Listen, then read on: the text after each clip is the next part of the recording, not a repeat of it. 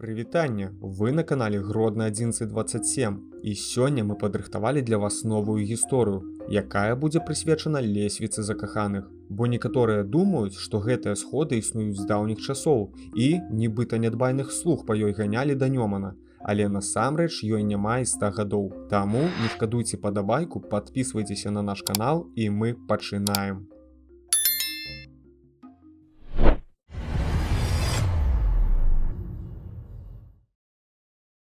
Яшчэ ў пачатку мінулага стагоддзя ніякай лесвіцы на гэтым месцы не было. Ад моста паміж замкамі да Нёмана вялі драўляныя прыступкі, якія ўпіраліся ў прыватную сядзібу. Бо ўся набярэжная ад вусця гараднічанкі да пральнага завулка, дзе пакуль яшчэ гандлёвы цэнтр замкавы, была забудавана вельмі беднымі гаспадаркамі, якія штогод з'ядала вада. Тым больш у час вясновых паводкаў, якія маглі заліваць дамы ажно да самых дахаў. Калі вы думаеце, што толькі Калужскую царкву закранулі вясновыя паводкі, то гэта не так. У 1926 годзе ў Нёман абрынуўся кавалак новага замка разам з размешчанымі там прыбіральнямі. А праз год у раку ўпала частка гары старага замка. Зямля наўпрост уцякла ў аднаго жаўнера з-пад ног. Ад падзення ў Нёман яго выратаваў калючы дрот агароджы, і жаўнер павіс на дроце на вышыні 5 метраў. Пасля гэтых выпадкаў у 1928 годзе гродзенскія чыноўнікі разам з вайскоўцамі, якім тады належалі замкі, вырашылі нешта рабіць.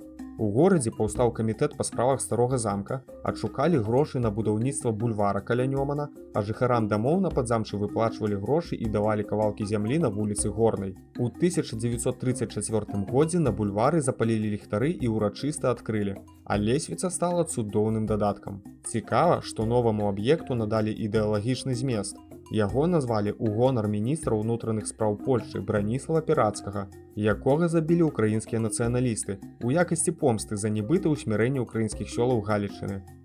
Але сам Перацкі ніколі ў Гродні не быў, таму ў некаторых мясцовых газетах іранізавалі, што бульвар можна было б назваць у гонар якога знакамітага гродзенца.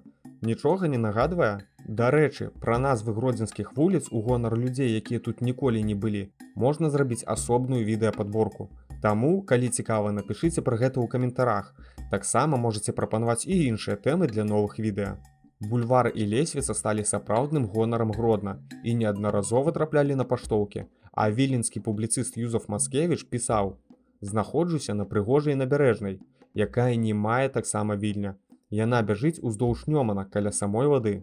Пасля Другой сусветнай вайны лесвіцу закаханых грунтоўна перабудавалі. Яна набыла характэрныя рысы сталінскай эпохі, але рамонт мала што змяніў, і да 1960-х гадоў лесвіца выглядала досыць занядбанай. А ў 1971 годзе сходы сталі дэкарацыямі для аднаго з эпізодаў фільма «Рудабельская рэспубліка». Да канца 1990-х гадоў лесвіца ўжо добра так падразвалілася. Замкавыя горы зараслі клёнамі, ды і мост паміж замкамі выглядаў трагічна. Але менавіта гэтая лакацыя стала своеасаблівым месцам для закаханых ці аматараў пацягнуць пару пляшак піва з недалёкага бровара. Менавіта гэтая занядбанасць надала лесвіцы своеасаблівую рамантыку і прыгажосць, пра якую часта ўзгадваюць гродзенцы. Ужо ў нулявыя вакол сходаў павысякалі дрэвы, а саму лесвіцу амаль цалкам развалілі і замянілі канструкцыі ў стылі тагачаснага старшыні гродзенскага аблвыканкама Владзіміра Саўчанкі. Калі коратка, то шмат граніту, бетону ды жалеза. Ад лесвіцы польскіх часоў у стылі функцыяналізму і ад савецкіх у сталінскім ампіры засталіся толькі ўспаміны. Але што цікава, колькасць прыступак засталася тая самая – 122 і яшчэ 5 бліжэй да моста паміж замкамі, агулам 127. Дарэчы, у нашым тэлеграм-канале ёсць невялікая падборка гісторый гродзенцаў пра гэтую лесвіцу. Там і легенды пра імператрыцу Кацярыну, якая нібыта гуляла па гэтых сходах, і пра Богдановича, таму можаце пачытаць, спасылку пакінем у апісанні пад відэа. А калі вам спадабаўся ролік, то не пашкадуйце падабайку і падпішыцеся на наш канал, калі яшчэ не зрабілі гэтага.